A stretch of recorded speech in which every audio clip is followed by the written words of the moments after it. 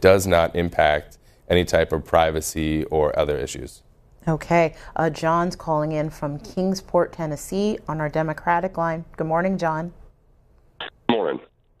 My question's more of a long-term, like a long-distance future type problem.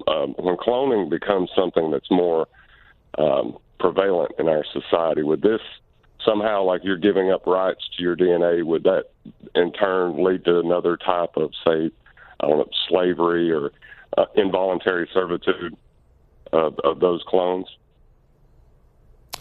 I can't speak to future technology that doesn't exist yet, but you touch on an interesting point.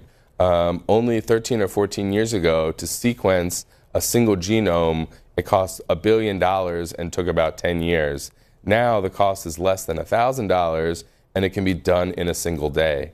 So we're really just at the cusp of understanding what this technology is and what it can do. We're essentially in the Model T era, so we haven't really even hit the jet age as to what is possible with these technologies. So when you turn over your DNA now, they're keeping your sample, they're keeping the information that they've uncovered. If there are future technologies that allow them to explore DNA or to do things with DNA or even clone DNA or use DNA as a service or provide snippets of DNA to people, we don't know what the future holds. But you, in these contracts, you are giving away your rights in perpetuity for the length of your life and beyond. Joel, other than just not taking these tests, what can people do to protect themselves? You cannot take the test. If you take the test, you have no privacy. These companies have two choices with the way that they write their terms.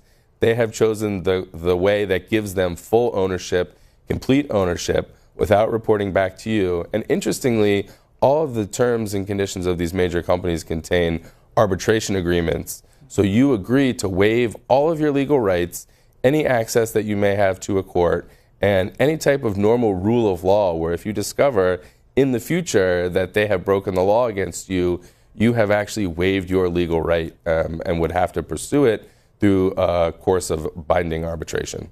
All right, Wynette is calling from East Peoria, Illinois on our Republican line. Just a few seconds left with Joel Winston. Wynette, go ahead.